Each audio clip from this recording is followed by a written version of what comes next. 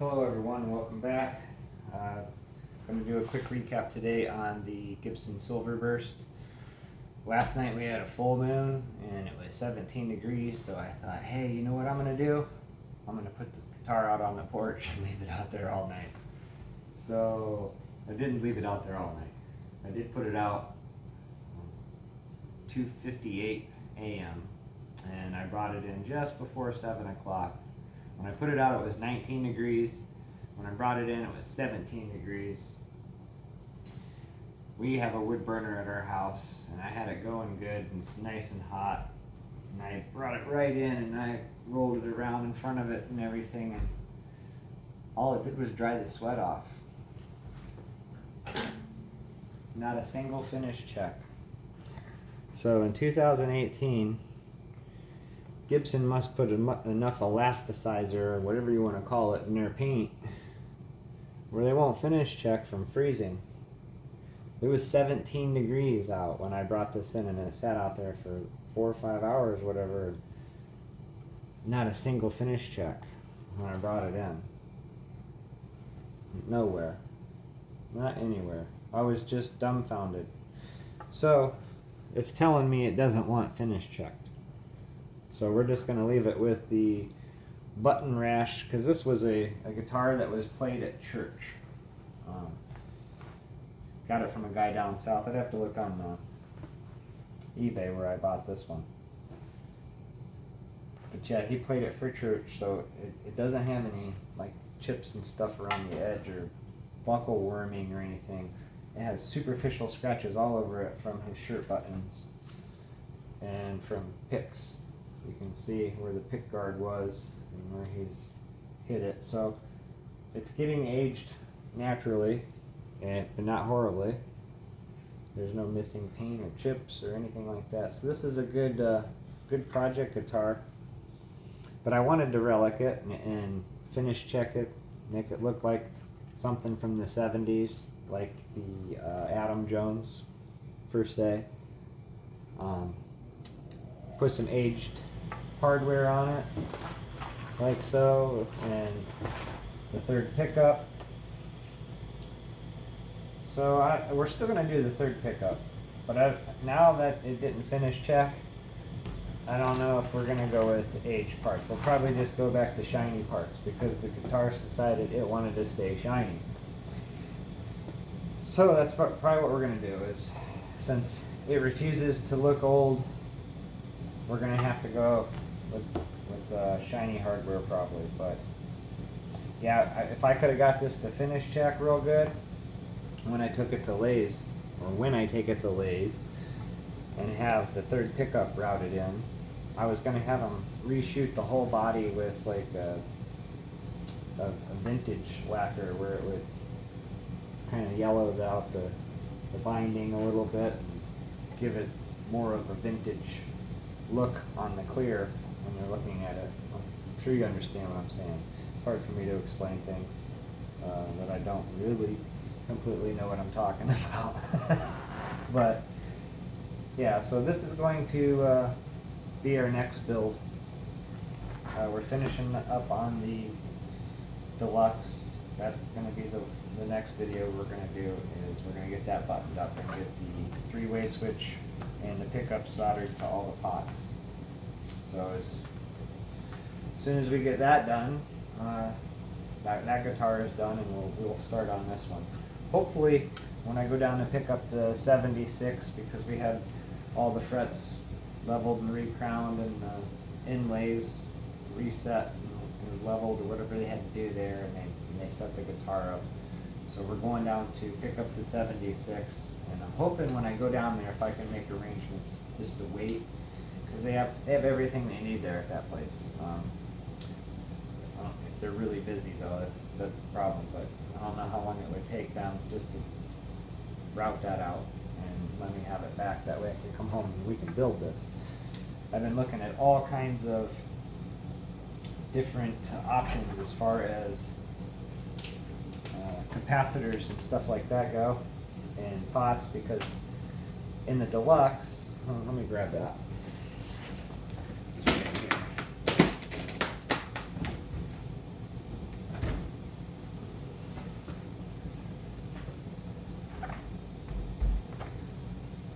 So in the Deluxe, we used the Emerson Pro pre-wired three-way switch, which is a Switchcraft, and here is the end of that. And then we used the Emerson Pro 500K pots with the Emerson bumblebees, and I was wondering why one had different color stripes than the other, and that's because one's like a .15 and one's like a .22. Don't quote me on that. It's in the book. I'm just using it as an example. But they're just a little bit different in the resistance. So, yeah, we're gonna get these pickups and this soldered in, but on this one, I wanted to do something a little different. I mean, I really love bumblebees and stuff like that, so I was looking at the black spurges and real bumblebees. I had a real set of bumblebees and I let them go way too cheap. I should have kept them now that I see how much they really are. We do have these orange drops. I also ordered some tropical fish, .22s. They're supposed to basically be the same as this, but only they're tropical fish. I'm just trying to look at different things because I don't want to build the same thing over and over. I really like the Emerson stuff. Everything that I've opened, just even from the packaging, everything Emerson is really top notch. So I would like to continue to use Emerson, but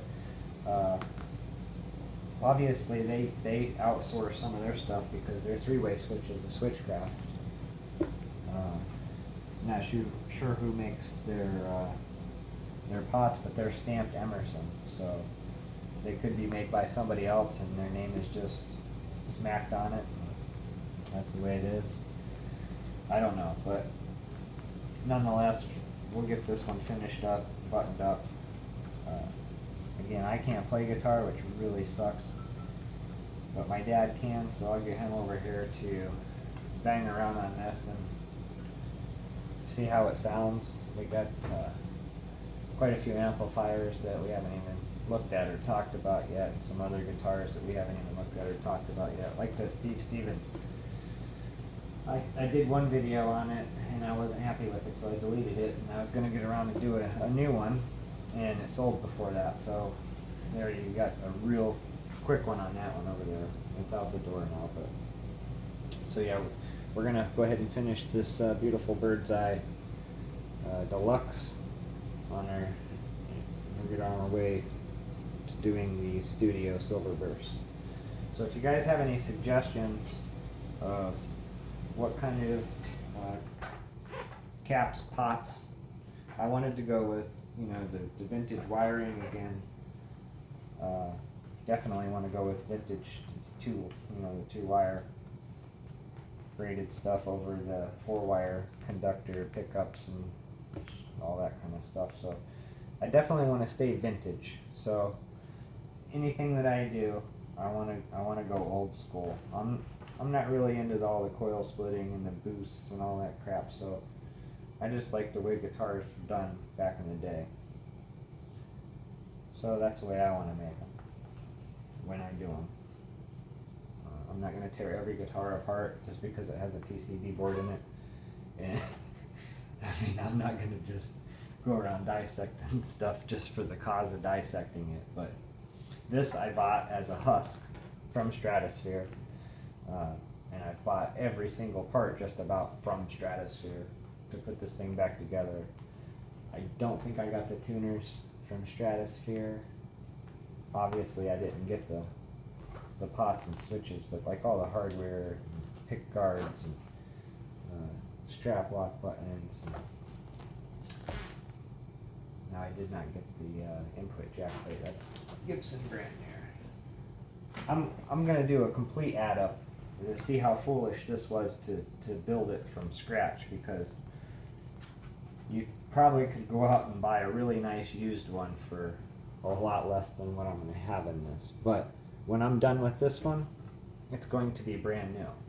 It was a brand new guitar that they took apart that nobody ever owned or used, and I bought that, and then I bought parts that they dissected from brand new guitars. So essentially, when this is done, it will be a brand spanking new guitar, and it will be unplayed until my dad tests it, and that'll be the first time it's ever actually, quote, played. So there's something to be said about having a brand spanking new guitar done the way you want it, compared to going out and buying a used one or a new one for a lot more money. We're going to see if it balances out. I've saved every single purchase from eBay and Reverb throughout this, so we'll add it all up and see how wise or unwise it was. And a few of these parts I already had, and I will do a double comparison. I'll do how much I actually have in it, because like these pickups, I got these brand spanking new, never opened, in the Gibson cases for 75 bucks a piece, back when they were a lot more, like 150 bucks a piece or something like that. So there's certain parts I scored along the way that I had no idea that were ever going to go in this guitar. They were just parts I had. I like buying parts. So yeah, that's how I got the pickups. And then I bought a gold top tribute, exactly like the one that we tried to send to Malaysia, and it came with the 100th anniversary gold case, and I ended up sending that off and with a caramel case, and I kept the gold case. And again, I had no idea that I would have this guitar. So a few things kind of fell into place for this guitar as far as parts and the case and all that. But I think it's going to be a really nice one when it's all finished and done. The only thing I really despise of it is the headstock. And again, you know, this I think I always have to have a guitar with an ugly headstock, because I had that 1957 reissue 50th anniversary that had the big giant gold plaque headstock on it, and that was just disturbing. This one is at least tolerable. It's just a Les Paul scribble. It's just still looks kind of out of place. Definitely makes it look more modern. I don't like that. So that if I could change anything on that, it would be the Les Paul scribble. I think I would put a crown inlay or something in it, or just the Les Paul silk screen again. But yep, back to this. This is next as soon as the Silverburst is done. We're definitely going to do 3 pickups and some vintage style wiring. Again, I don't know what pots or what caps, tone caps we're going to use, but I do have these ones, and I have the tropical fish on the way, and I am looking into some more, just so we have options on other builds and stuff too. So I guess that's it for now. On the recap of this, I stuck it out on a porch, I froze it to death, I brought it in, nothing happened, so I stuck it back out on the porch, only for about a half hour the second time, and then I brought it back in, and I just kind of in front of my fireplace, which is actually a wood burner with, it gets pretty hot, nothing happened. Nothing at all. No, not a finished check anywhere. And this thing was out for 4 or 5 hours. Started in 19-degree weather, and it dropped down to 17 degrees by the time that I picked it out of the cold and brought it in front of the fireplace of all things. And not a single finished check anywhere. So it's not going to get relicked unless it's relicked naturally. But we are going to put a 3rd pickup in it and some cool wiring. So let me know your thoughts, and we're going to get this one next, finish up that deluxe now. Thanks again for watching.